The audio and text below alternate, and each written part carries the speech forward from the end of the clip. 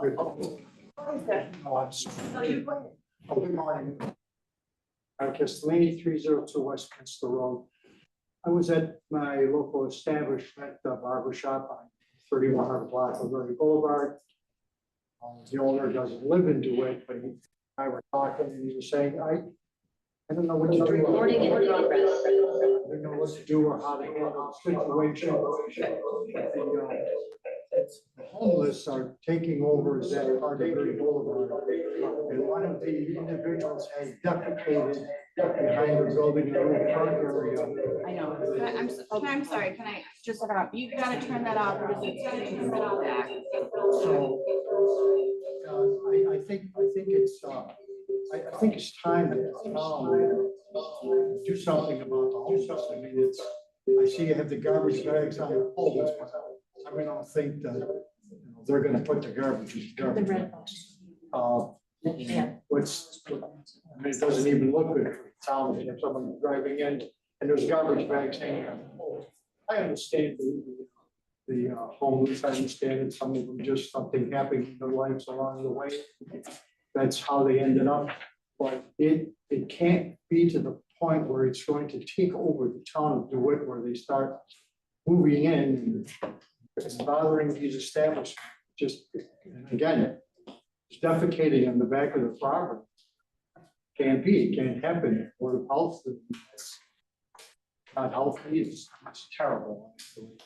And I'm pretty sure if this was up on Steinway or the Hamlets or any of the rich neighborhoods of DeWitt, it wouldn't be happening at all. Thank you. I just want to know, you're talking about like by where Groovers is on. Actually, they're right near Gertrude Hawk. It's called The Shop. It's a barber shop. And then there's Paul Devine, not Paul Devine. The old Blockbuster.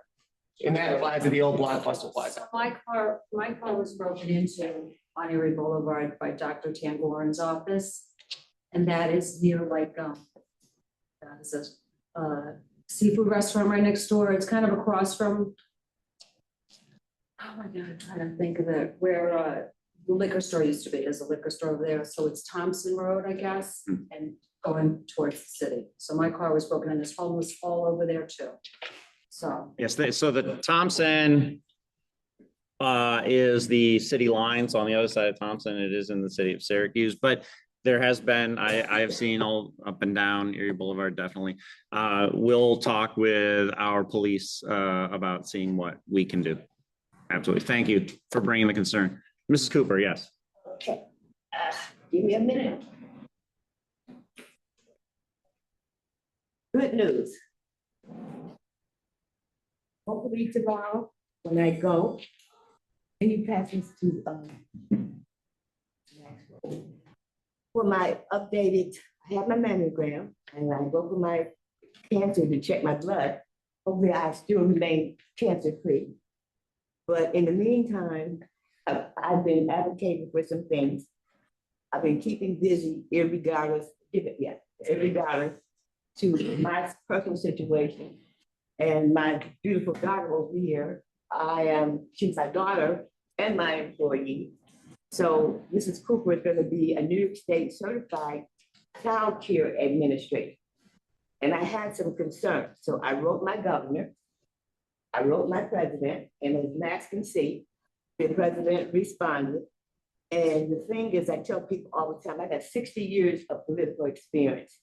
And what you put in writing makes a difference. You can complain, you can rump, you can curse, you can raise a rant, you can fall out, you can drop dead. But when you put it in writing and you send it to them, this is the third letter that I've gotten from 8 presidents.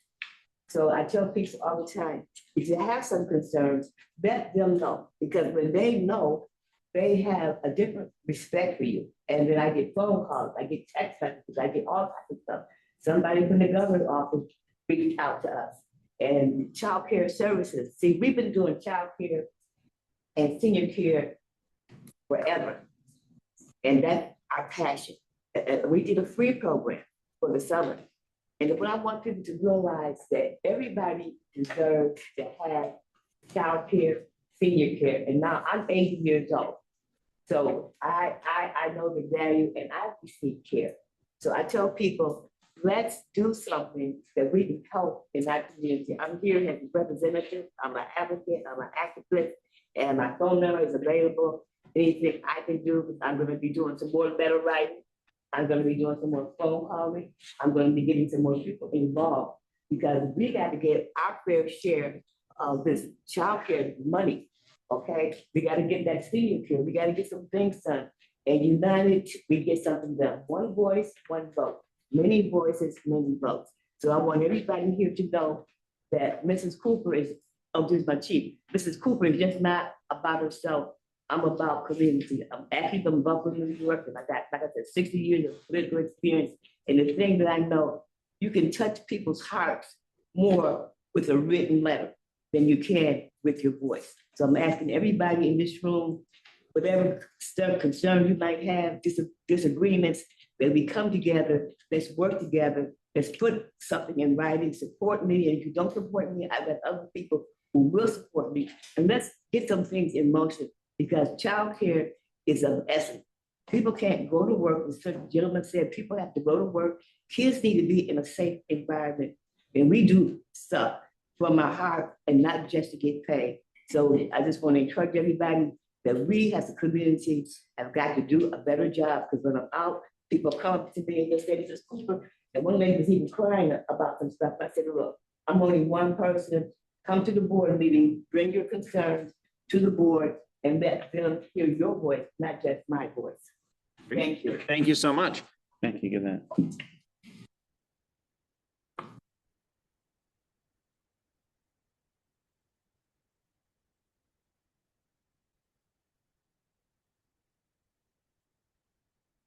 Is there anyone else this morning that wanted to speak on something that is not on the agenda? Sharply, right. Just wanna thank everyone at the board. They actually heard my plea for assistance last month. And it's okay to think outside the box and to get advocacy for child care programs and child care solutions. And I sent you guys a picture of the fence. Thank God, Yahoo, the fence is up. It looks great. Joey Chillins had helped get that fence, that yard, as you can see from the pictures. He did the landscaping for us to make sure we got everything going on. And as we take on this second project of an ADA requirement bathroom, we're working on that. And I just want to say that as you guys being public dignitary, it means so much to me that you guys listen and you keep your word. And I told Dan and that Max does live in the community, but you got a lot of politicians who want our votes and they just talk. And where's the civility and moral? When you call Dan, Romeo, and you call Max, you get a phone call back. You don't just get talk. And so I just encourage everybody, and I was proud that our community stepped to the plate and took my call, took my meeting, we sat down, we talked things out, and what I thought was a problem that I was just dealing with for the whole community. So Max, and I thank you, our best attorney, who keeps things ethical and legal, that we make sure we do things accordingly, and we should be a step in the right stone, that our community is doing the right thing, and that Max is a phone call away, as well as the board members. There's no top, because I'm River Cooper. So thank you very much, Max. Thank you back, everybody, for supporting me. And I know you'll keep advocating for me on a higher, and we'll just get things done slowly but sure. Yep. Thank you, Max. Absolutely. Yeah. Is there anyone else? Okay, if you would please rise and join me in the Pledge of Allegiance. Pledge allegiance to the flag of the United States of America and to the republic for which it stands, one nation, under God, indivisible, with liberty and justice for all.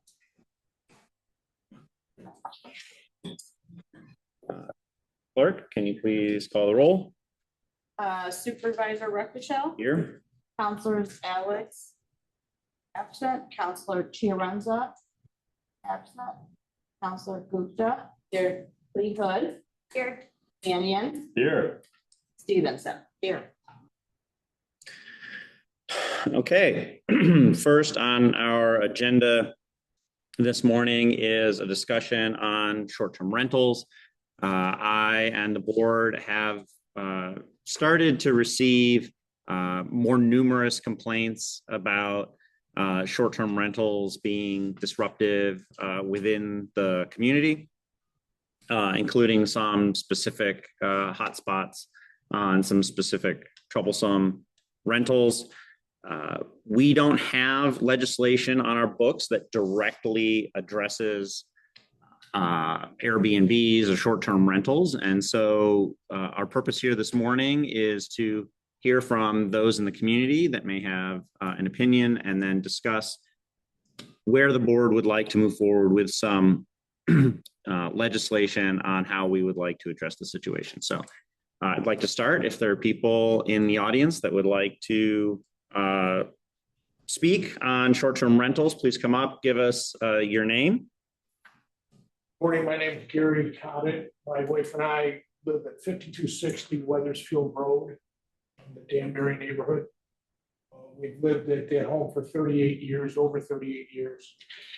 And we've been residents of the town for over 47 years.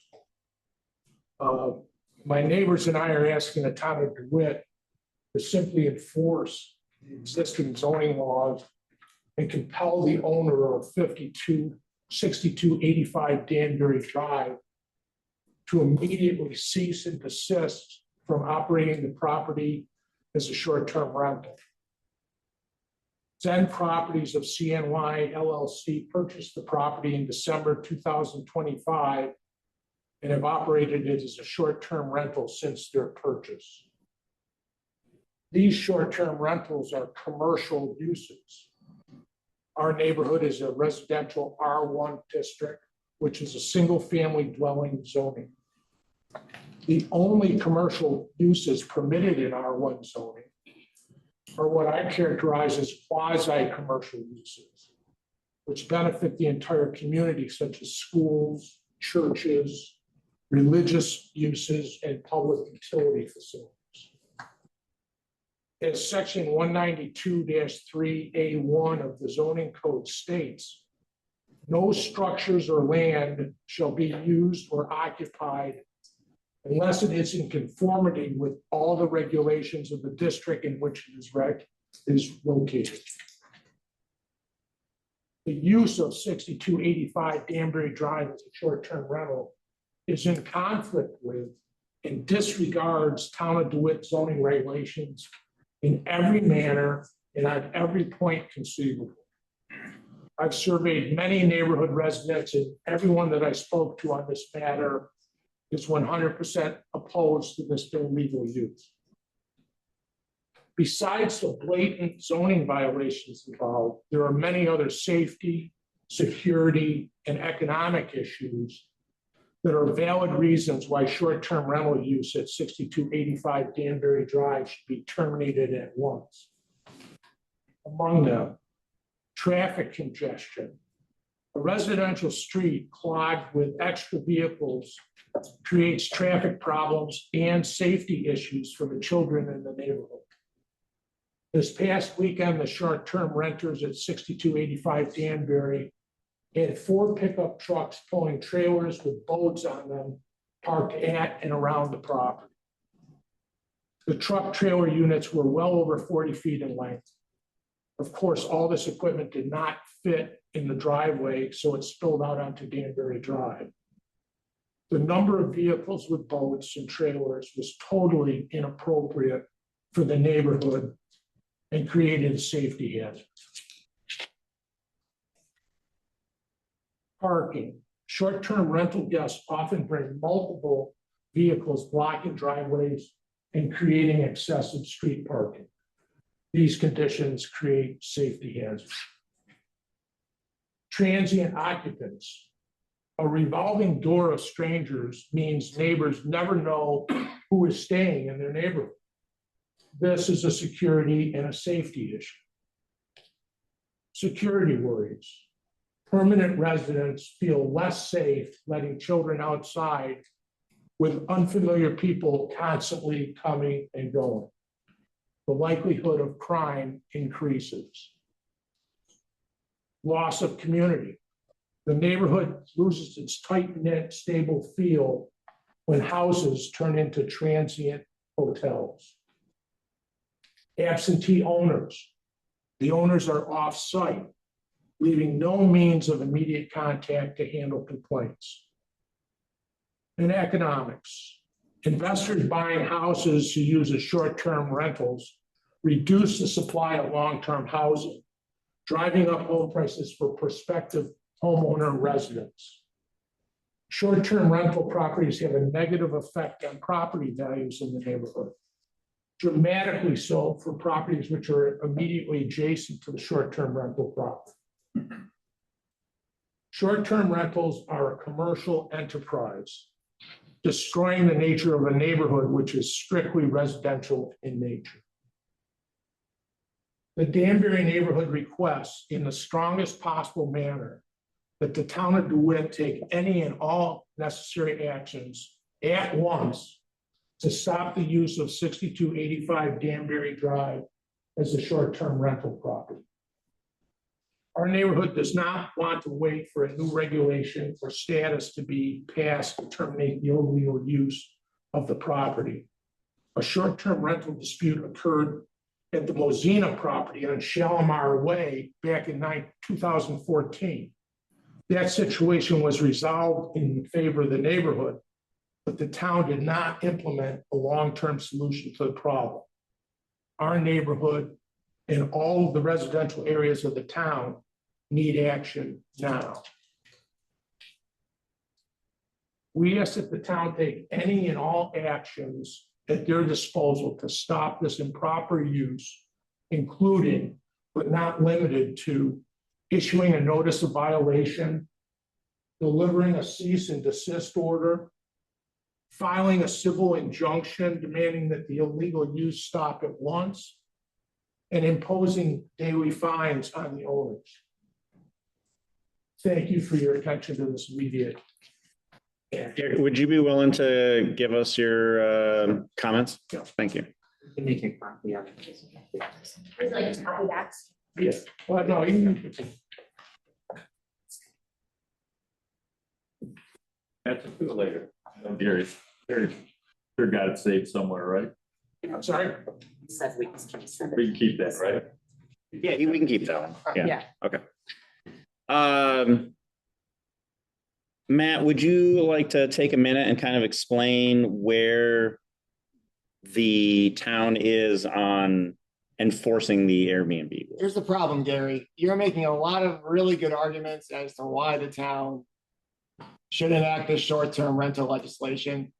Our code, a majority of our code was made in 2008, before the rise of these short-term rental Airbnbs. I was just graduating high school back then. I don't remember back then there being this big prevalence of Airbnbs. I might be mistaken, but I think it was more so after that. You look around New York State, a lot of municipalities have enacted this short-term rental legislation that creates a registry in the town of who's got an Airbnb and who doesn't. That allows somebody like me to equally enforce around the town that registry and that law. I've been asking for the board to look at this for a while, so I'm glad that the board is having this discussion to give me some direction on what I need to do to create this legislation. It's not so easy just to snap my fingers and create it. It's going to take some time to integrate that into the community. I get your frustrations and that you want immediate action, but without a law on the books that I can go to the court and point to, it becomes difficult for me to pick and choose where in the code I'm looking to enforce when we don't have anything that regulates short-term rentals. Even in your speech, you brought up the term short-term rental probably 20 times. And so I've been asking the board for some more direction so that I can evenly enforce without being criticized for picking and choosing who to enforce against. And I can go to court and say, we have this law, it's on the books, here are the rules, they're violating X, X, and X, rather than say, which the argument is that they're not using it in some single family manner and they're renting it to different people. I understand those arguments, but I don't have legislation to Well, then what's the difference between, and many, I'm a commercial real estate agent, and many circumstances that I've been involved in over 25 years, when a commercial owner goes to use a property for a use that's not permitted in that zone, the town is all over them immediately. A commercial use is a little different though. Commercial It's use. not different. It's a use that's specified in the code.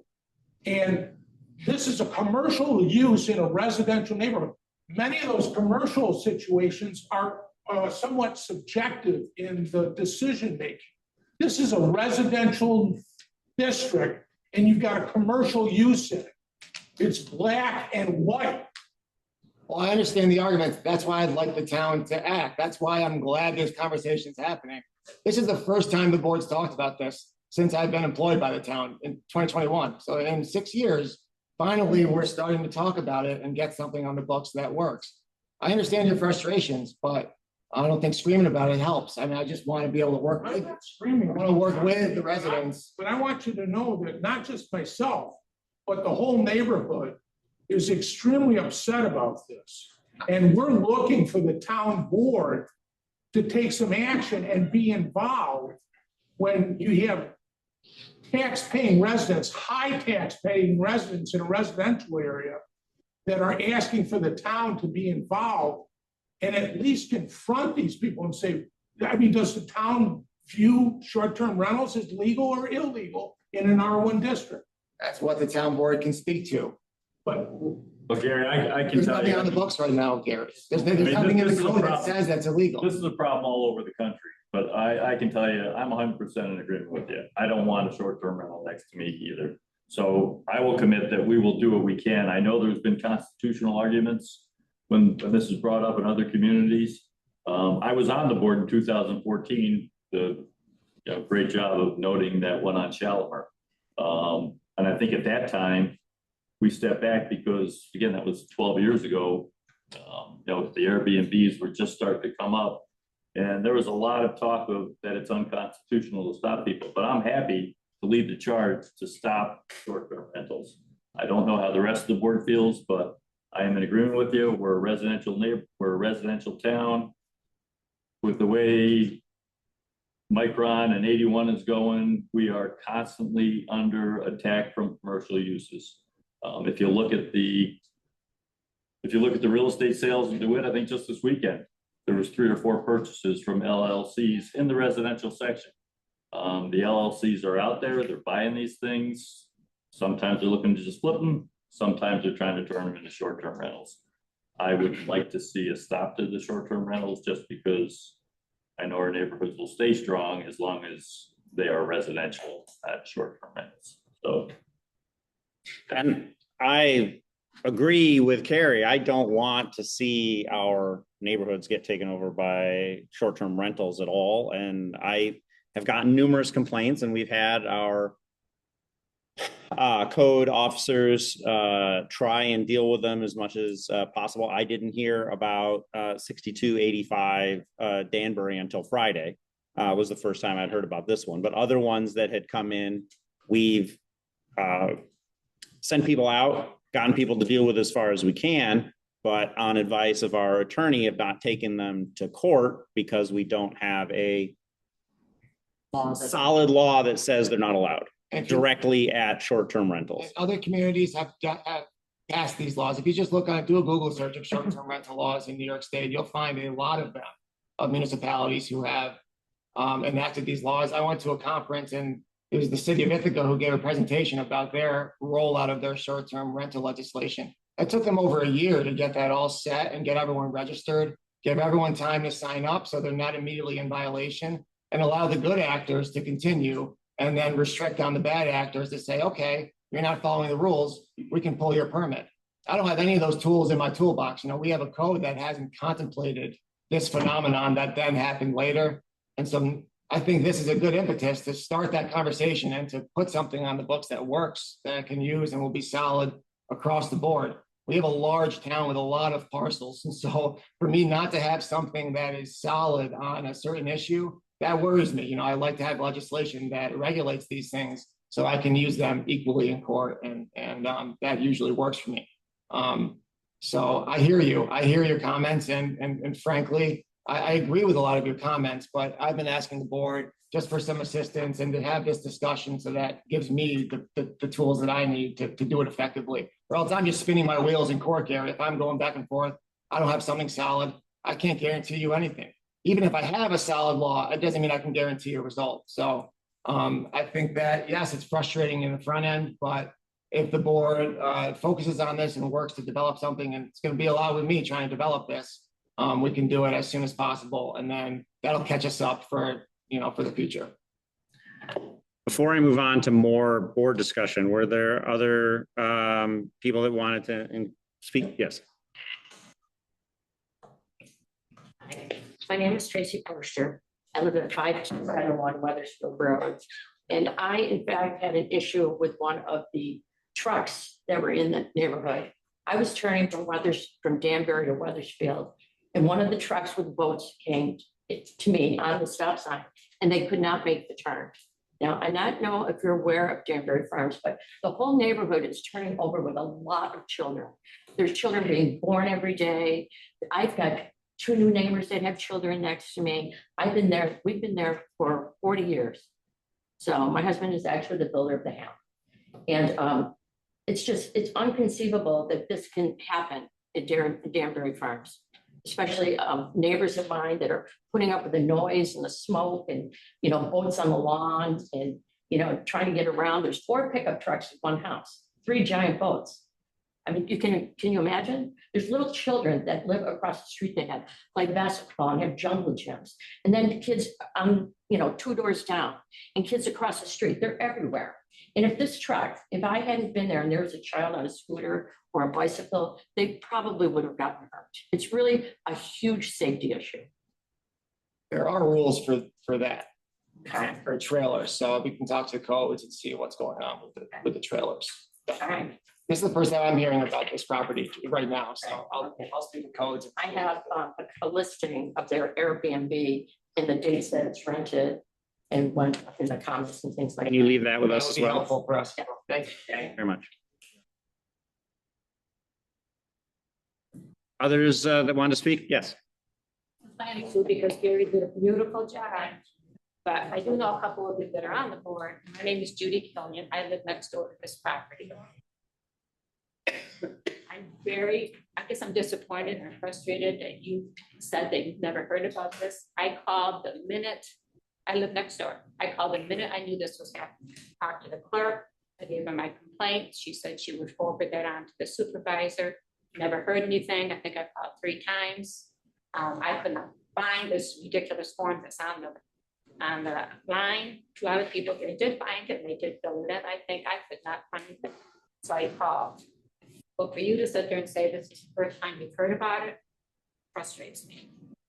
I'm sorry for that. Where the disconnect is, we'll check through and see. Do you know specifically, did you call planning and zoning? Did you? Okay. Okay. And she mentioned the same thing, that you guys are aware of that. There was no codes. The lawyer would not pursue it because they would have a reason to win. I said, well, that's crazy. Let's get together and let's change the zone, the rules. But that's a year ago. I was the executor of this, and I sold him of this property. When it sold, I was concerned. I called my attorney for the person who used to live there, and I called him and I said, I don't want to sell this to this LLC, and he informed me that I couldn't stop it because they gave us the price we asked for. We had to sell it. So I had an eye on what's going on over there. We assumed because it was a couple of doctors who bought it, that they would have visiting doctors or people, maybe relatives there, but not that we didn't expect this to be sold. So this is, I know we're on what, 1.5 years. We sold it in October 25. Okay. So it's been a while. So it's, I'm disappointed it took over a year just to make this known to the board. I didn't know some people were on the board. Now I do. Now I know how to get here. I'm not be more involved, but we need your help.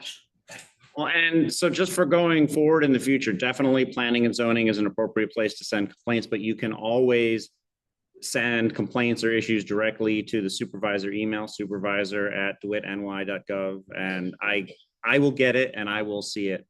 And then I can do what I can to address it. That was sent to us recently by a clerk here, I think, that we were talking to. Okay. Judy, do you know the people behind the LLC? Do you have their addresses and their Yes. names? I suggest that you give them to our town attorney as well. I'd like our code enforcement officer to contact them, Okay, as well as our town attorney, and we can send them a letter if, again, if they're doing things illegally by parking all over the street. is it you, when Tracy was talking about it was just terrible. They had two gigantic boats in the driveway with hooked up to, I tell you, picture probably got around. 2 trucks there with them, and then the third boat was parked just between that house and my house, a foot away from my French drain that I just had put in, which frustrated me. And it looked awful. They were parked on this lawn. And then another truck came that literally drove in the driveway of the neighbor on the other side of the house, drove through their driveway and over their lawn to park this pickup truck in front of the lawn because there was no other place to put it. No, I can absolutely understand that this is an untenable situation and I wouldn't want this in my neighborhood either. So I absolutely understand. None of you do. Carrie doesn't. I know they don't. But we got to do something. Hmm. We keep saying it's going to come, it's going to come. We need more than that. Did you take pictures? I think that'd be good as evidence also to put it when you see something which is illegally parked there, Yes, when you're sending things to communicate to the town. I'll send it directly. Add the evidence so that, because otherwise people can say, hey, we didn't do that, right? So that actually helps. So these are very important conversation, and as Carrie has mentioned, I think we're committed to. I would say that all of us are committed to work on Yes, everything. thank you. Thank you. Yes. Joanne Narwhal, I live on Weathersfield Road, 5265. My main concern also, to add to everybody else's concern, is safety. I walk in that neighborhood on a daily basis, and I walk with my daughter who lives down the street from that too. And being a person who was almost abducted as a child, I have a tremendous fear of that. And I don't know if you do background checks or who does background checks on people who are renting from these people, in the neighborhood, the house. So I don't know if it even goes that far to see who these people are who are renting. Are they real people? Are they, murderers? They, records or anything like that. So that's a main concern of mine. And I want to feel safe in my neighborhood. I have an alarm in my house. So I take this very, very seriously. And it's very upsetting. Thank you. Are there others that wanted to speak? I just have a question, if you don't mind. Well, quickly, yeah. How does the zoning work? When people are in violation of it, when you complain, and then it takes a year for something to be done. Up on Westminster, 100 block, 101. There's a woman living out of a car with an extension cord that goes from her house into her car, where she has her heater, and then she has 2 abandoned vehicles, which they're not registered, they're not insured, and they're not inspected. One of them has 4 flat tires. One of the vehicles been there for 18 years. And we've complained about it, talked to codes about it.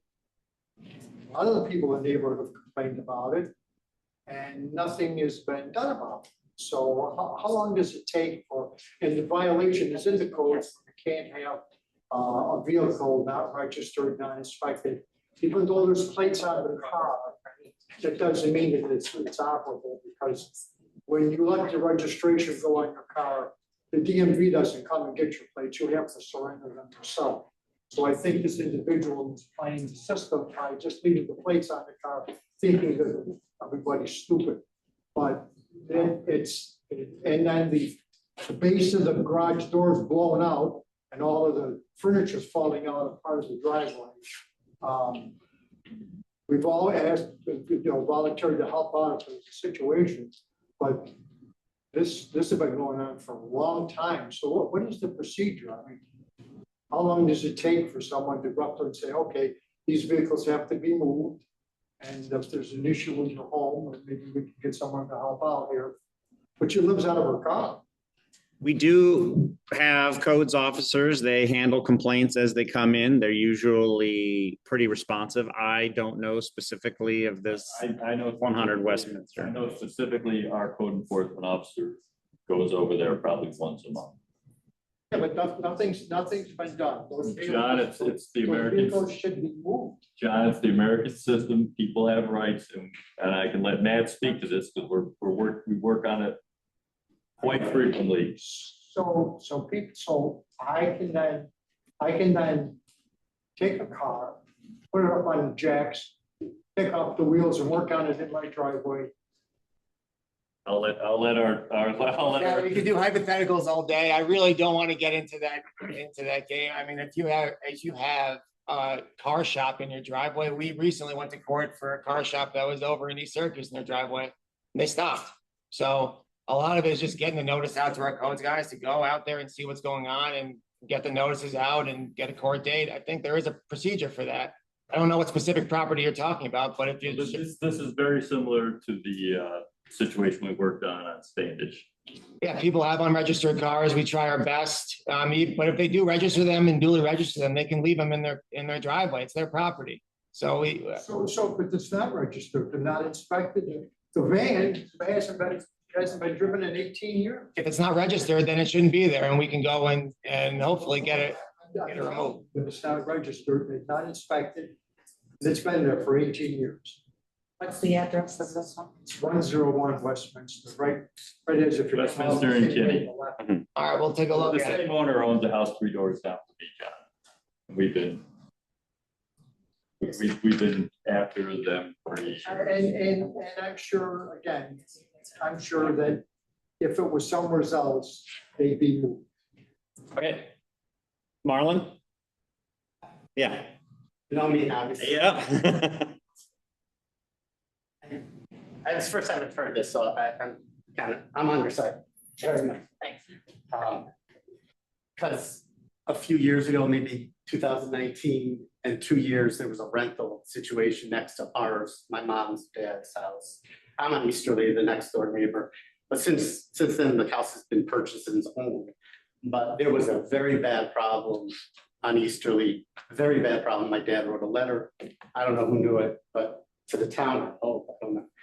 Of noise disturbance, the rental, the man who was renting the apartment with his son and his wife, I suppose, had a very loud motorcycle.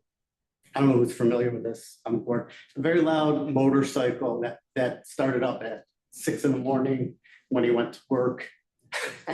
I'm sure you all know about it because it was, I don't know decibels, but is there a noise ordinance that's? There is, yeah, it's added.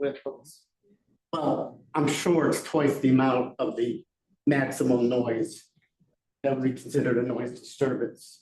My dad went to, I don't know, Lane's, he was sick actually, he had cancer, so he didn't do it alone. Everyone in the surrounding vicinity of every house that we knew of also signed on to it. We didn't hear anything about it other than nothing really. I don't know if we talked to the police at that point or who, I didn't do any of this, but I'm just familiar with this. And I know motorcycles, and this was a souped up motorcycle. Everybody heard it. It was like a bomb went off. So, and that was a short-term rental, I believe. I mean, the short-term rental. We know the neighbors were really good for years, and then they passed away. The son took over and made it a rental. So I really sympathize with you guys. I think there should be ordinance on noise as much as anything, and that was specific to that individual renter. So that's all I've got to have to say. Are you familiar with any of this? News? It's not isolated incidents. Now we're Okay. our I don't know, I was aware of it on this town board. I'm sure everyone heard of it, maybe. Who, the former supervisor may have heard of it, I don't know. Thank you. Yep, thank you very much, Ron. Okay. Anyone else?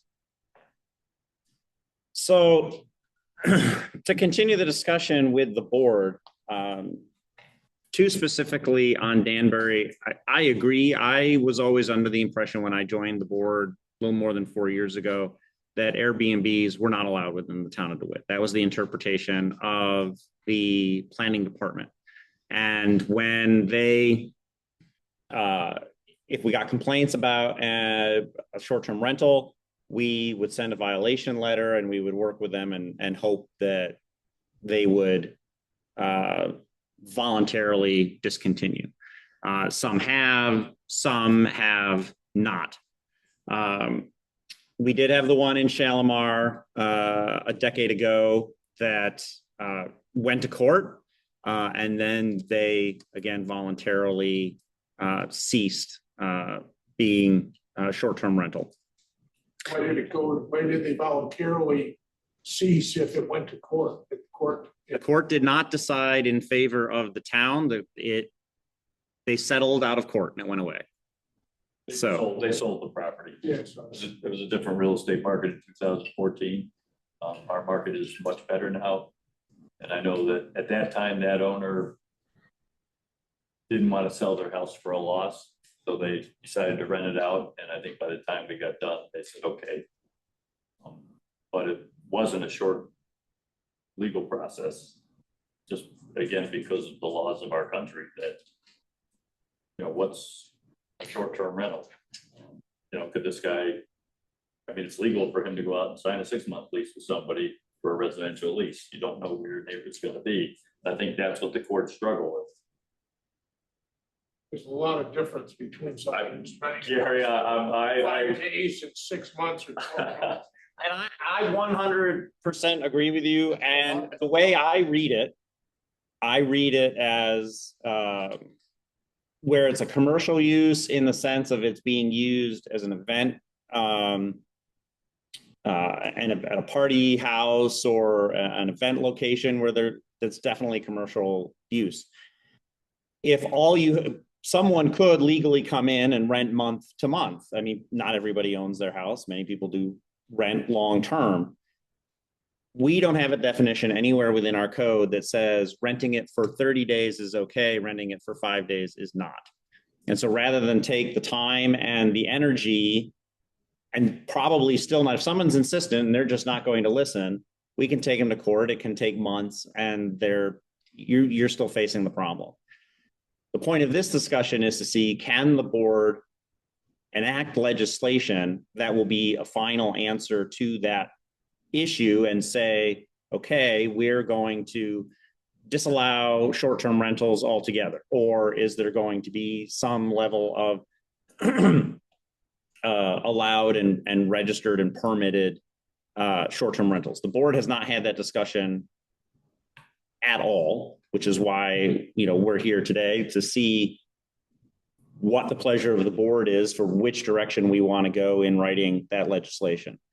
Personally, I'm fine if we're just going to say, you know, enact at least at the beginning a straight up exclusion to short-term rentals. You're not allowed to rent out a residential property for less than 30 days in the town of DeWitt.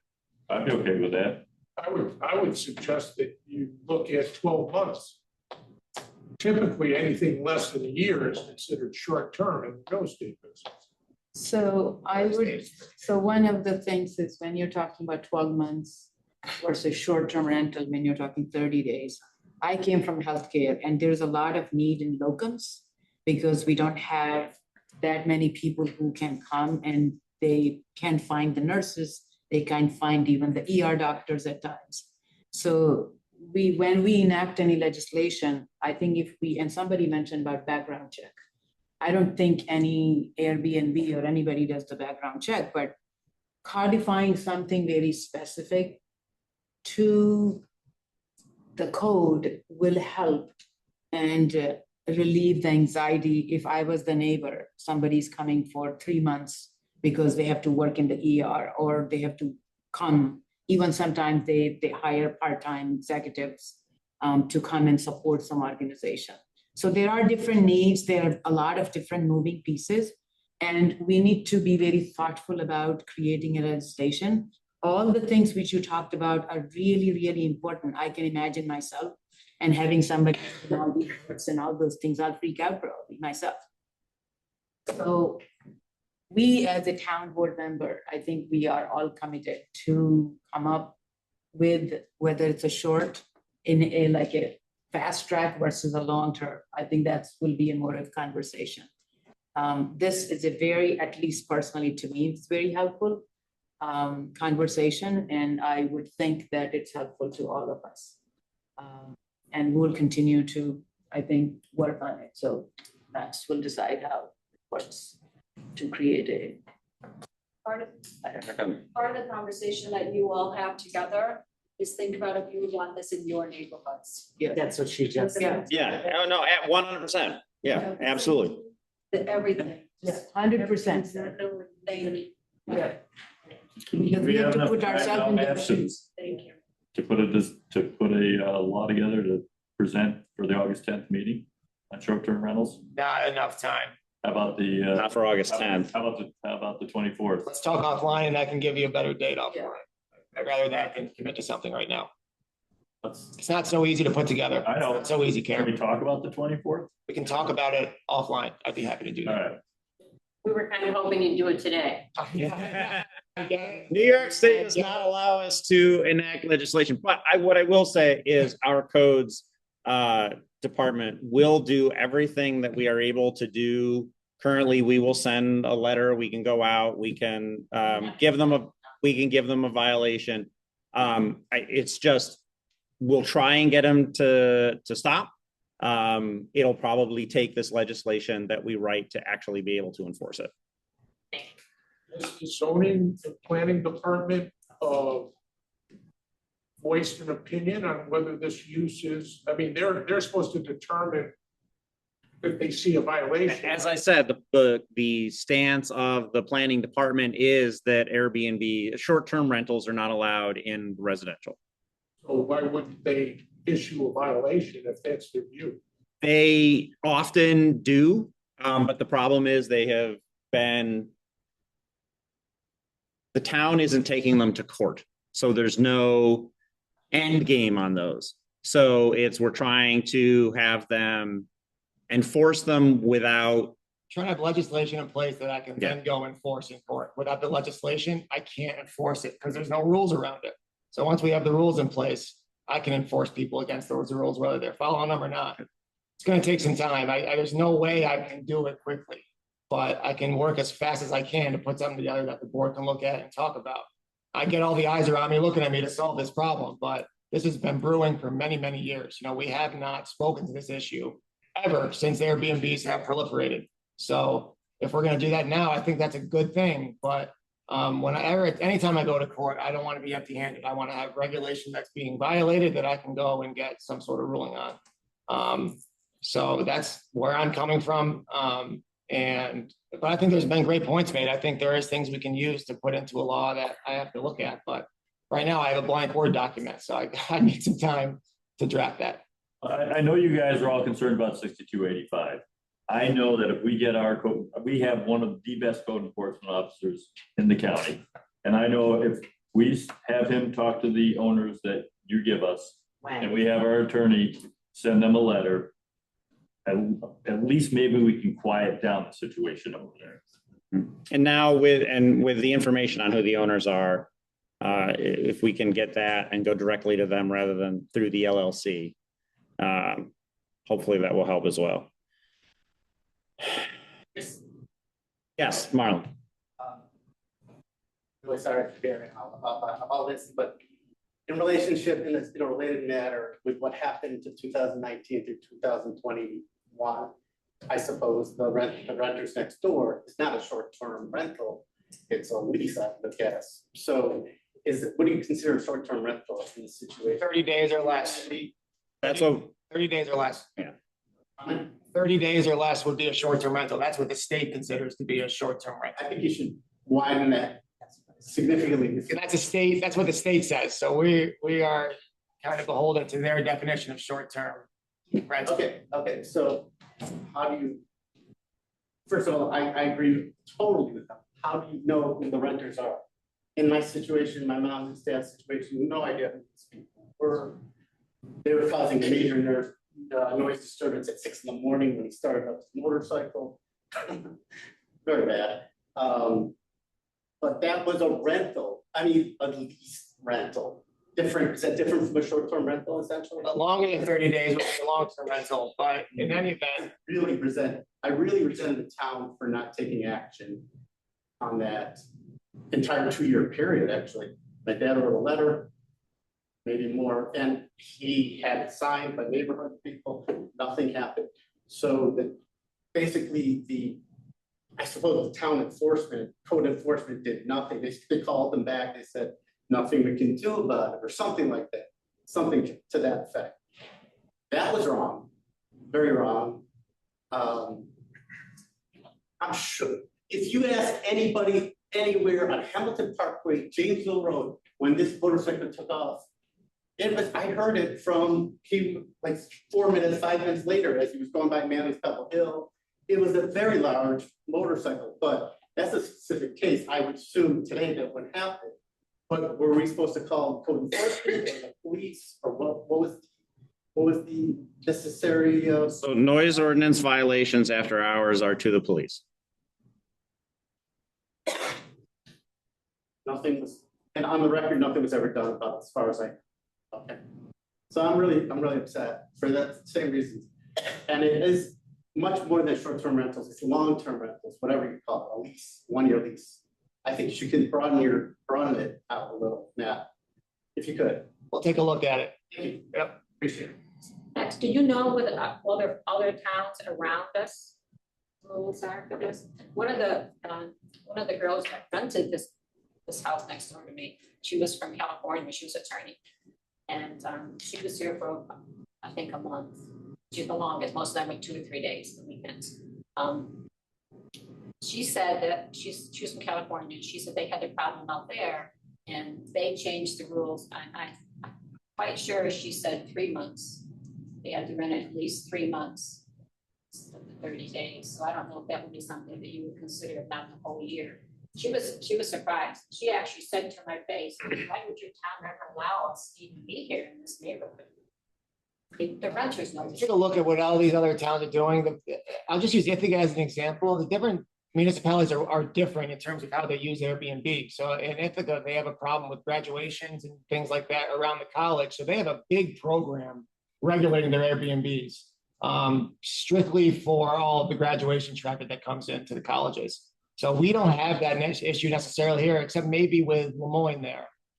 So it's really municipality by municipality. It can vary. And so I would look at all of the surrounding areas that have legislation like this and talk to the board and find something that's reasonable. I don't think we want to stop people from renting houses. That would be a problem in its own right. But as far as the timeline, we can take a look at it and see what works and see what other people are doing. And I always take, anytime I'm writing a law, I'm looking at what other people are doing first and seeing what works and what doesn't to try and do the best I can for it to it.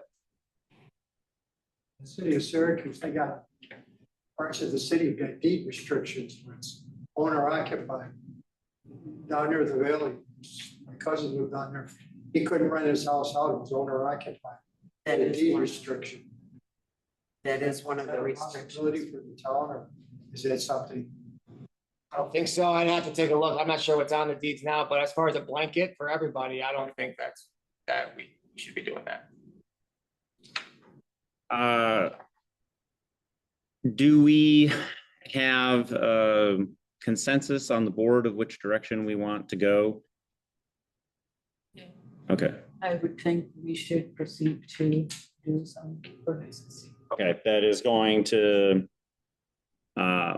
basically outlaw the short-term rentals. Okay, do, Clearly Maybe define not. it. as You're looking a- at outlaw, you're looking at It's regulations. not outlawed, right? People to use them Yeah, within the rules. because otherwise we The open first- ourselves for the litigation too. So, everything has to be very clearly written. So that can be enforced as well as can be defended. That is very important. Okay, And so- also protect the community. okay. Yes. You don't have to restrict it town-wide. You can restrict it in the appropriate areas like the R1, the residential districts. there are houses in many different zoning districts in the town. Business districts, industrial districts, and that. Those streets and those atmospheres are maybe appropriate for some of this activity. But in like Danbury Farms, it's the streets aren't appropriate, the neighborhood isn't appropriate, so that I just make that comment. It could be allowed in certain zoning districts, but not in residential districts. So we will look to see what we can do specifically to 6285 Danbury with our codes. They will start looking into it today to take some action. And then we will have some draft legislation and we'll make it a priority. It'll be as soon as possible, either at our last meeting in August or our first meeting in September. We will hope to have that on the books for a public hearing. Okay. Yes. Okay.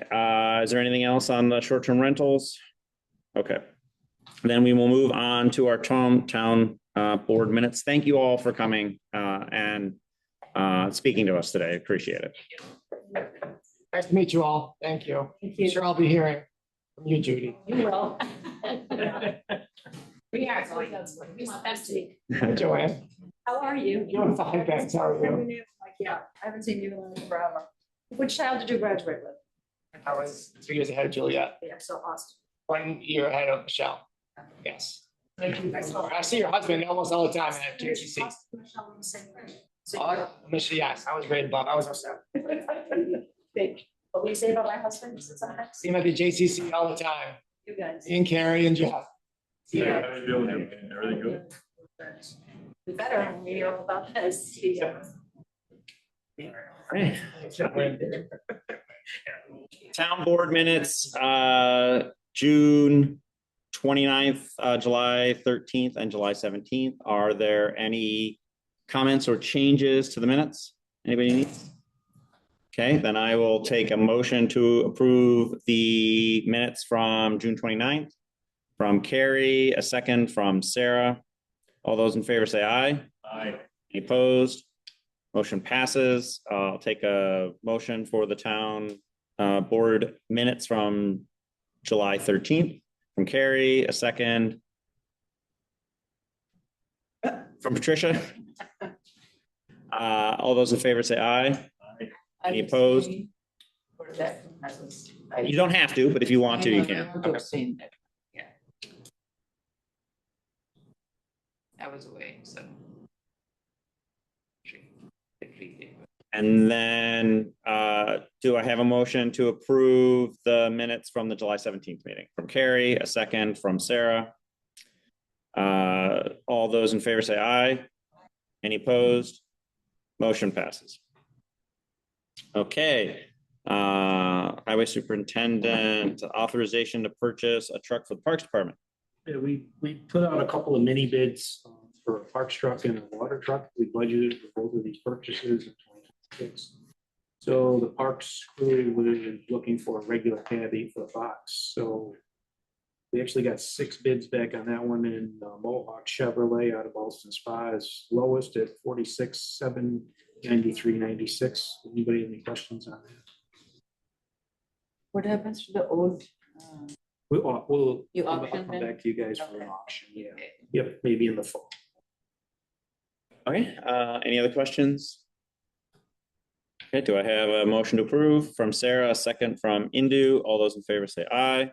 Aye. Opposed? Motion passes. Okay, next truck.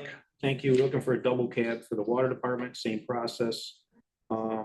Mangino Chevrolet out of Amsterdam, 47,546.22 was the lowest bid. So any questions on that? When do you plan to take receipt of them? Is there a significant backlog like there used to be? Probably within 3 months. Okay. Yeah. Yep, it's been a lot better, honestly. So before end of year? Yes. Any other questions? Do I have a motion to approve from Sarah, second from Indu? All those in favor say aye. Any opposed? Motion passes. Thank you. Standard workday reporting, clerk. All right, so I presented in the packet, all of the record of activities for members. Highway superintendent, myself, and, the town attorney, and then we just have to post those for 30 days, and then I send them to the state. You got everything you need from me? Yep. Any questions on these? Okay, do I have a motion to approve? From Patricia, second from Sarah. All those in favor say aye. Any opposed? Motion passes. Town clerk monthly report. I presented the monthly report. And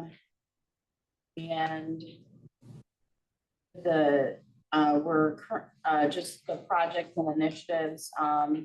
We have in August, the website training is scheduled, so the new website hopefully will be up and running in the next couple of months. Courtney has really been doing a great job with the mass notification system, getting that up and running. And doing a soft rollout for that. We successfully buried the time capsules on that very hot day. Thank God for the chief and his air conditioned unit, because I think I probably would have passed out. That went successful. The Parks and Recreation did a great job for that celebration. It was well attended. And then in Juneteenth, the town clerk's office hosted an informational table. And that went well as well. And we're looking for other community events to participate in. This is more for July, but all of my deputies and clerks are now passport agents. That's the quickest anyone has ever did the training, and so now they'll be training alongside me. So we'll have 4 people that can do passports in my office. Great. And Nate took his notary test. We're continuing to do laser fiche. We just started the records management, and the staff is doing really well, taking on the extra load for the cash collection. Any questions for Angela? I just have a question. It's a great report. I always love our reports. Handicap permits, we don't get that, right? So, no, I mean, there is nothing that says there's no reporting here. It means they go someplace else? No, we get handicaps. It's, oh geez, why is that? Oh, no, because if you look below the permanent and the temporary line, right below there. Oh, okay. There's subsections. Oh, that's I'll where make it that a is. little bit more prominent. I'll move that over. Yeah, I just didn't know. Yeah. Yeah, actually, that's the, Nate, just started, we're doing renewal letters, so he put Oh, together a letter to send out to the residents. So that it makes it a little bit easier, and it's kind of difficult because you renew them specifically for the permanent every 4 years. And you're just hanging it on your window for that long and you don't realize it's expired. So I think I really was impressed that Nate did that. And I think it's a great service to the residents. Yeah. So in a trailer park, do we have trailer parks? Mhm. 3. Multiple. 4. So they are like, they need renewal of the licenses every year. Yeah. Oh. Thanks. Any other questions? Okay, we will move on. Voluntary contributions on dog license applications. All right, so the state has passed a law that when we send out the dog license notifications, that we have to collect voluntary contributions to our shelter, which is the SPCA for us. So I thought it was going to be in August that they were going to implement it in Bass, our software, but we did that on Thursday or Friday. So that's up and running. It's just a little line. It allows them to voluntarily contribute. Other towns that have already implemented it have not really seen a ton of contributions, but it's there if anyone wants to contribute, and then the town is responsible for holding on to those funds. And we have to distribute them at least annually. The comptroller and I talked, if there's a lot of them, we may give them out quarterly, like with their fee that we pay them, but otherwise probably just annually. Is this just to SPC? Yeah, we have to have a contract with the shelter, and the only shelter that we have is the SPCA.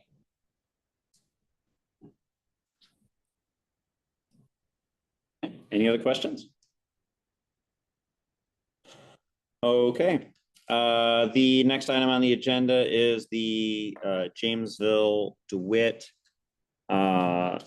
memorandum of agreement with the town for their SRO SBO program. We currently have 5. Yes, 1 at each school now that finally they're fully staffed. And this is just a basic, just some minor tweaks to this, to the The agreement, chief correct? and Darcy, I believe, had a few changes in here. I can't point out all those specific changes. There were a few minor ones though, so I took those and I drafted an updated agreement that we can use going forward. I simplified it a little bit, but I didn't change anything or take anything out substantively. JD reviewed it, I believe, and Darcy signed it on behalf of the Yes, school. the school board approved this 2 weeks ago. As long as we approve before they start school, we should be all set, right? We're just the last thing in our way. This is just for JD. Correct. Not ES. We have a different agreement with There's ESM. another agreement with ESM, correct. And there's another agreement for Holy Cross. Yes, Indu. Just have so the duties are clearly defined, right, in there? Why don't you, provide an update on What's that? the one thing which, because of the things which we, no? Yeah, so the duties are defined in there. There's some minor adjustments for like some benefits, just to be competitive with other school districts regarding snow day, pay for snow days. And then some one day off per year basically that they get.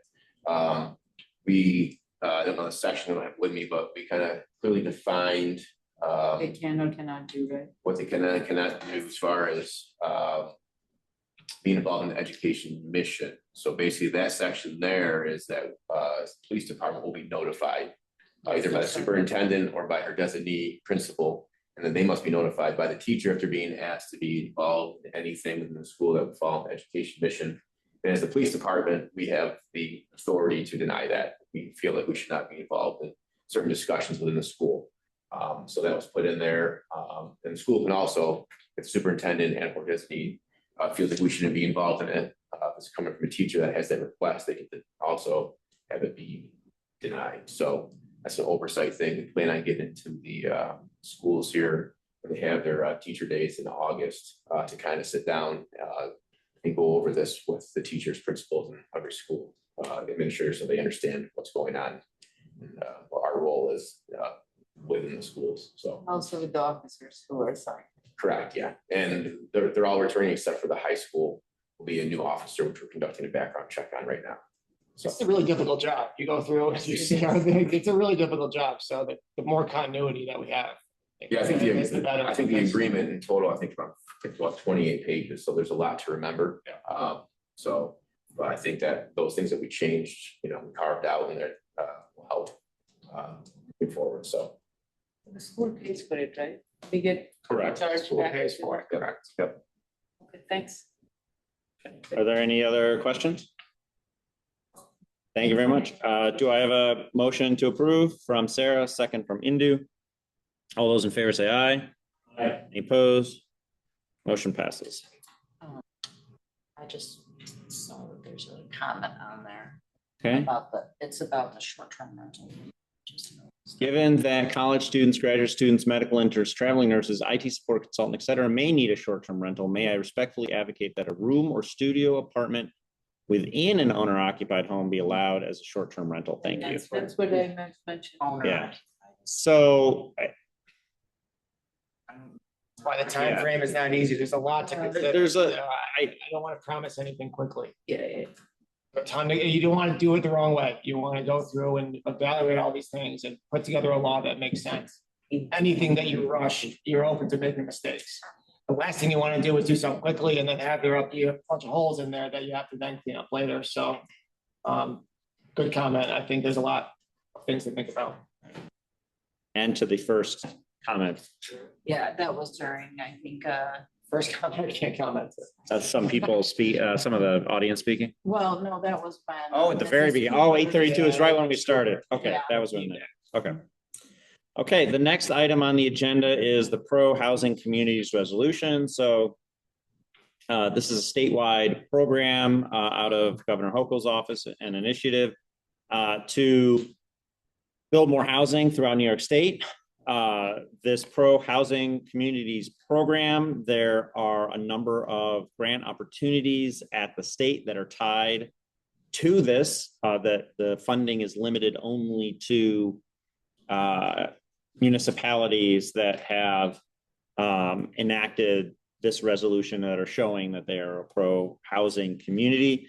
We have a couple of applications that are going to be going in at the end of this week that do require, or it's I don't know if these two require, but it is helpful if we have declared ourselves a pro-housing community resolution. This resolution by the state programs must be enacted. We can't make changes to it. It's enacted as it was written from the state.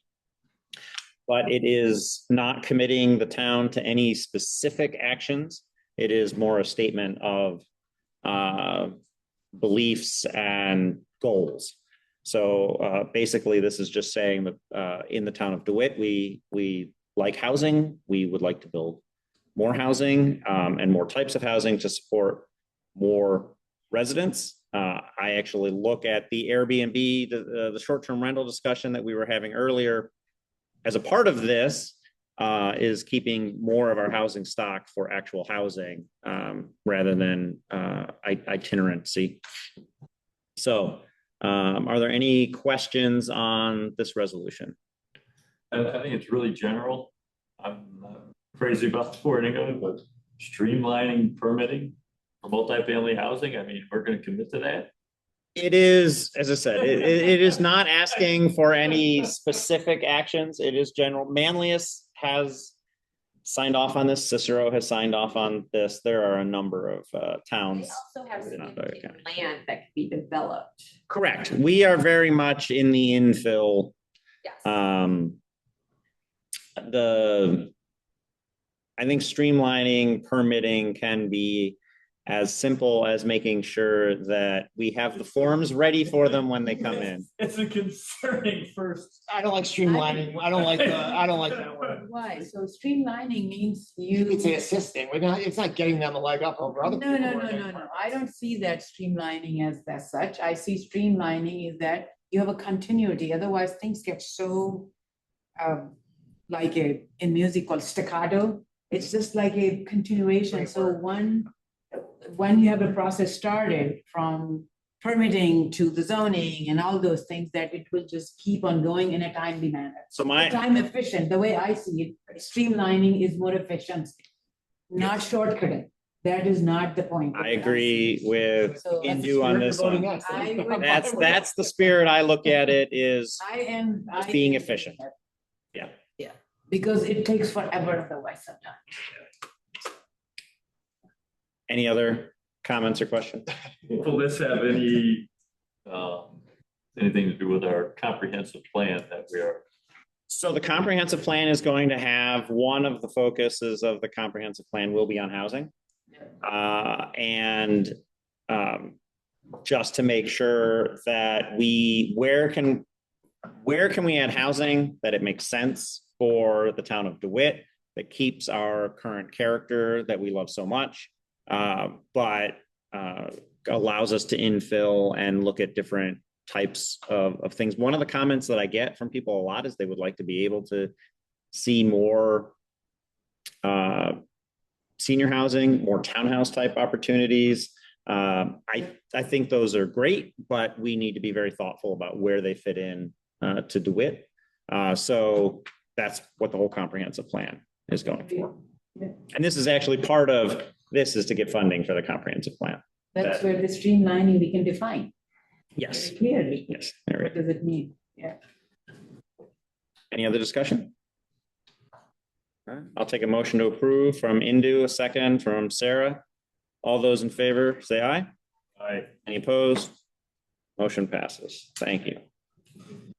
The Association of Towns Legislative Conference. So for those of you that have been on the board for a while, the Association of Towns at the last meeting in February decided to change up their programming and go from one meeting to two, and the meeting not being in February, it's now going to be in March. So there's going to be a meeting next, I think it's even like St. Patrick's Day, next March in New York City. But that is going to be supplemented by a meeting in September in Albany, which they mentioned it being a legislative conference. So getting together to vote on the legislative priorities of the Association of Towns. But as the agenda has come out, there are a lot of training and discussion sessions as well over this two-day conference. That does look very interesting. This September or next? This September, September 22nd and 23rd. I am unable to attend those days, but if someone were interested in attending on behalf of the town and being our delegate as well, when they are voting on the legislative priorities, I think it may be a good use of someone's time on the board. It's in Albany. Is that the usual Albany Conference Center?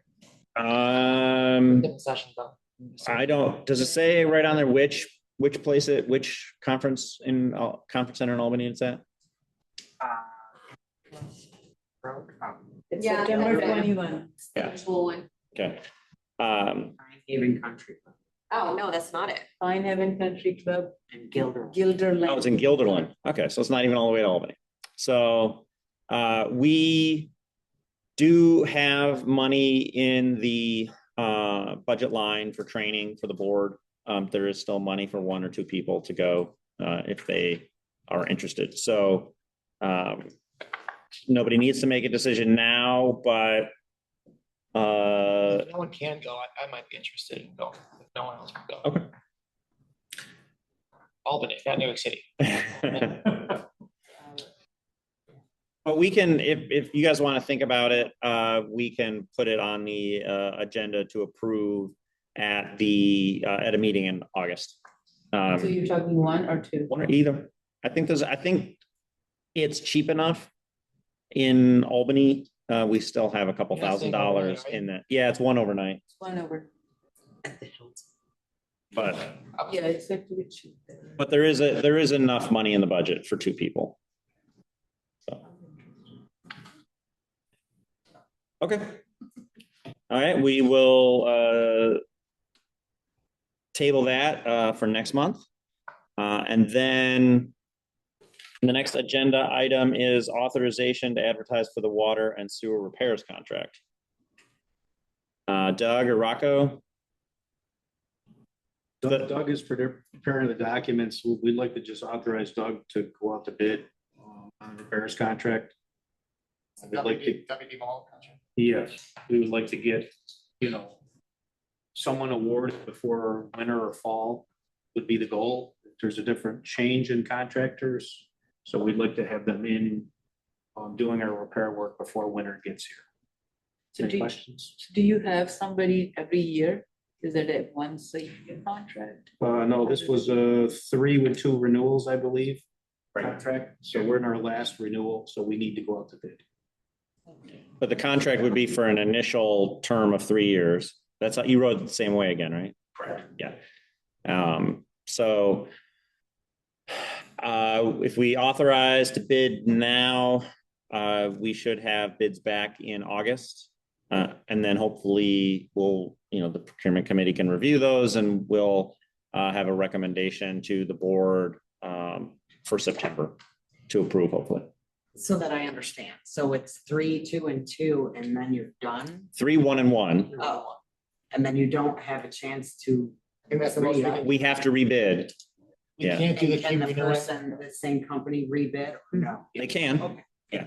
Yeah, this is just to keep procurement fair and to protect the taxpayers, kind of forces us to go out to bid every 5 years. The company isn't penalized by No, they not can- being able. Oh, they can. Yeah. I mean, also, if there are 3 years, if they didn't do a good job, then No, you can right. say no. We can say, no, we don't have to take It's a those. protection for the town too, so. Yeah. And they can do the same to us. Yeah. They can say they're done. Happened on our last Exactly. contract. Are there any other questions or can we authorize Doug to go out to bid for this one? Okay, I'll take a motion from Indu and a second from Sarah. All those in favor say aye. Aye. Any opposed? Motion passes. And then we have an agreement for outside sewer service connection for 4966 Old Peck Hill Road. This is located just outside of our sewer district, SW 941. The basic premise of this is that this house at 4966 Peck Hill, Old Peck Hill Road, will be connected by WD Malone to our sewer district and to our infrastructure. They've already paid the installation or the check for the installation to WD Malone. They're just waiting for this agreement to be done to go out and do the work. They will, after this is done with the connection, they will pay into the system as if they're part of our sewer district. So really, rather than us changing the boundaries of our sewer district, we are just adding in this property. And there could be more out there, there likely are, that are outside of one of our sewer water districts that we can easily connect in. This will be recorded in the county clerk's office, so it'll go with the deed. And so anyone, future transactions of the property will know that there's sewer service here. And the town pays nothing in association with this. The homeowner bears all the costs. Do you have an estimate of what those costs are? Let me know what they paid. I don't know what the check was. Oh, for the connection? Yeah. Yeah. I think the connection was somewhere in the range of $7,000 or $8,000. That's it? What else drives up the cost then? Distance to the pipes and everything, Thank yeah. you. I think this one might be easy to connect. The other one was on Woodchuck. I think across the road was a little more difficult and more expensive, so it's just luck of the draw as far as how close you are, I think. And then per year, the charges are for the service. As if they were living in your house, correct, it'll be the same, and they'll just pay your And I had a taxes. septic. Well, it's anyone who's sort of, Not not that proverbial, yeah. yeah, anyone that's in our sewer district, Yeah, yeah. it'll be the same. Okay, any other questions on this one? Okay, motion from Carrie, a second from Indu. All those in favor say aye. Any opposed? Motion passes. We have the check register from July 20th from Controller Fusco. Are there any questions on it? If not, I'll take a motion to accept. From Carrie, a second. From Patricia. All those in favor say aye. Aye. Any opposed? Motion passes. Town board updates. Do we have any town board updates? I will say I have visited Carrier Park a couple times this weekend. I caught them before the rain on Sunday and a little in the late afternoon on Saturday.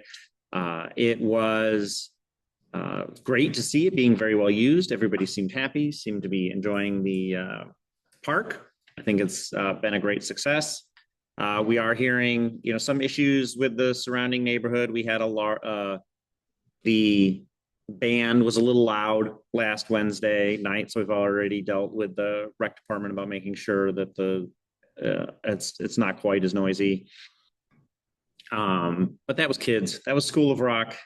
We had teenagers doing rock and roll. So It sounded good. yes, Just a little loud. it's a little loud. And they were louder than the other ones that had already. Yeah. So it's a new park, so we're learning, and we'll remember that for the future. We also are having some just issues with foul balls and some other, unfortunately, teenage boys are not the smartest group of population. So we're dealing with some minor things there, but the police have been involved and are working on that. We're working to see what we can do to structurally address some of the issues with the neighbors, but having good conversations with them, and I think things are going to continue to move in the right direction there. So I have a list. Do I tell this? You can mention some of the things, yeah. So I'm working with a couple that lives on Kinney.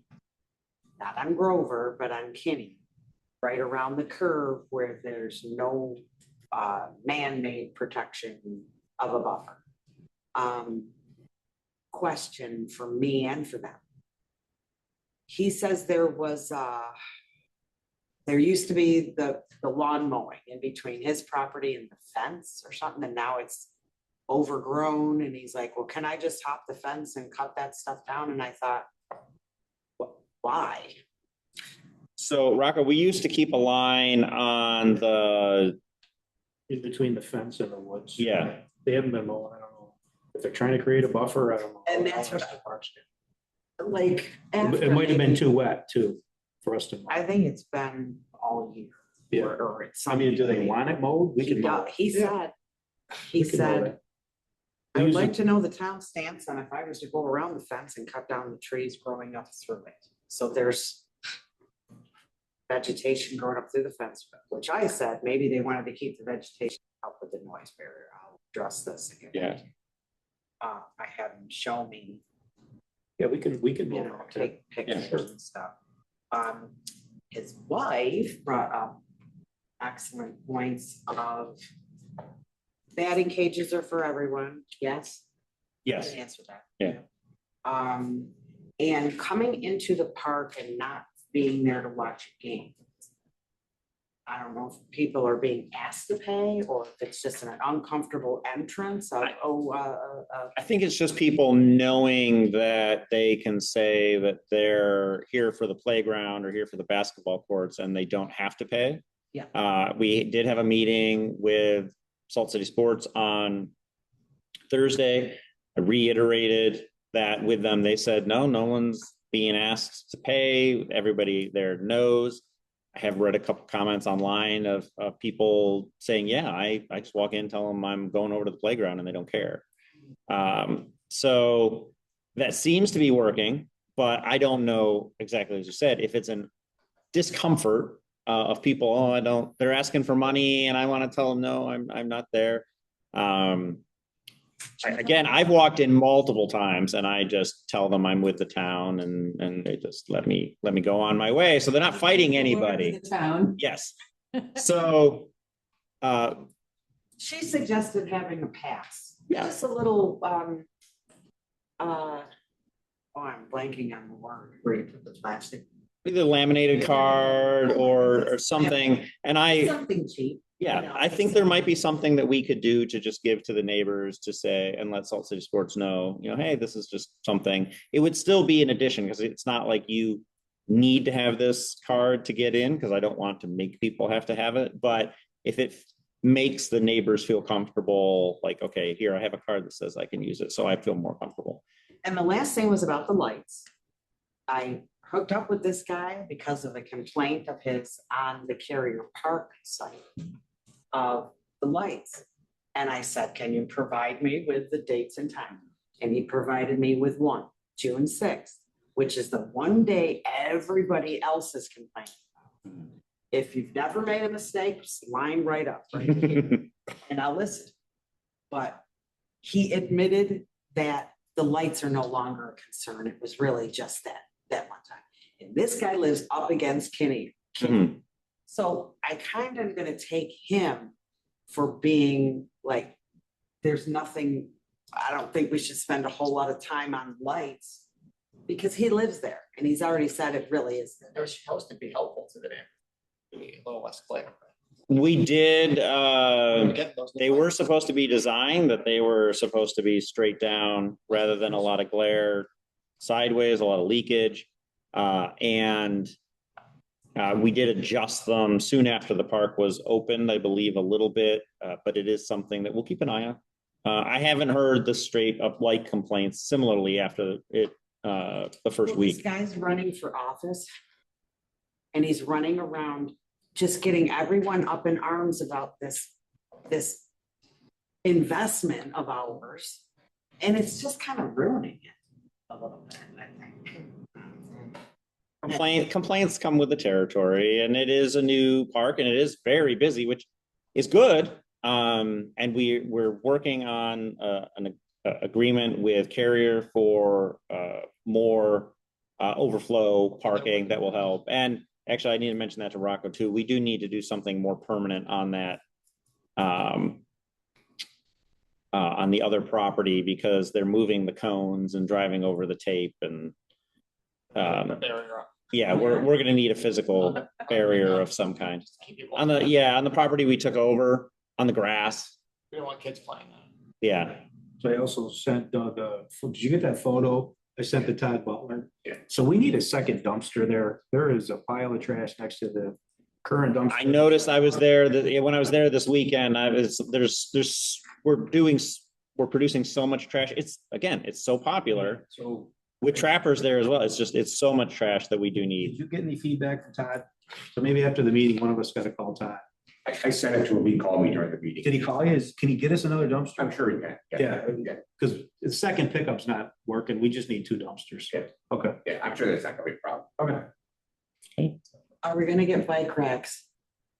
So there are, Rules, can we ride bikes around the circle and not through the park?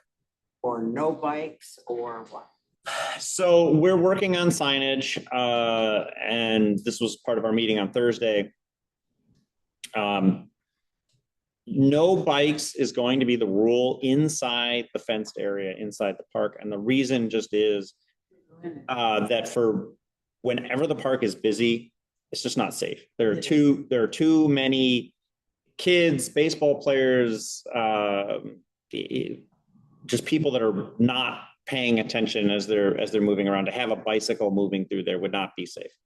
So you need bike racks to make sure. Yes, and we do actually have a bike rack or 2 on the outside, just nobody realizes that's what they are because they don't look like bike racks. So that's something that we need to address. And it might be, You'd leave your bikes out here. and it might be something that we add as well. And one last thing to confirm. What is the time of the latest started game there? So I don't have that right now, and that is that's a conversation that we're continuing to have with Salt City Sports for next summer. I think they're starting them a little late. I think we need to. That's what's causing the uproar. Yeah, I think we need to pull it back a little bit. You probably shouldn't start after 9 if the ordinance is 11. Yeah, 2 hours for a game and that's it. At 11, you're done. I think that's a conversation that we're going to have with them for next year to make sure that they're done a little earlier. I have a quick thing. I just, and that's mainly for Chief. When I was coming with the Jamesville Road this morning, and it happened before too. You know how the quarry, the traffic, the trucks, oh my God, they won't even let anybody get in there. They kept on going and going and going. And then we are all kind of standing there. So I don't know if there's something you can have some of the deputies there with the state or something, because they were doing fine for a while. And now they started to go back into the same old mode. They need a little bit of a reminder that you got to be a good neighbor. It was kind of a little weird this morning. It has happened before. It quieted down, so just wanted to make sure that you can look at it. Thanks. I'm getting complaints about that a lot. Yeah, so that's what's bad. Master. Yeah. Yesterday at the golf course, 3 separate people complained to me about. Yeah. Yeah, it is. I mean, that is I think, would Are- have separate kind. Do you know if they're utilizing water trucks anymore, or if they ever were? The dust, like the sweepers, not Just even. tell me there's way more trucks than there's ever been. There is, Way and the more dust trucks, and is- it's not They enough. do wheel washes, and they're running the sweeper more. I don't think the sweeper's doing anything though, because it's all airborne. Yeah. I've only Just seen them in turns- Yeah. I don't know. I think we should talk about it. separately. It's a good relationship Yeah. between us and the state, Yeah. Lori, to be respectful. I did have a meeting with the DEC last week. We weren't really talking about the quarry very much, but they did mention a couple of that they are stepping up enforcement on the quarry Yeah, quite a bit. So, I think they have issued violations and they are supposed to be responding to them. So when I met with before. Obviously, some bad days, but hopefully overall. and we Yeah. will have Dareth Glantz, who's the regional head of DEC here. She's going to present to the board in September at a meeting. And so you'll be able to ask her all your questions on the quarry and enforcement there. Yeah, I get a lot of calls. Okay, any other announcements? Okay, then I'll take a motion to enter executive session from Carrie, a second from Patricia. All those in favor say aye. Any opposed? Motion passes. Thank you very much. Shane, could you talk to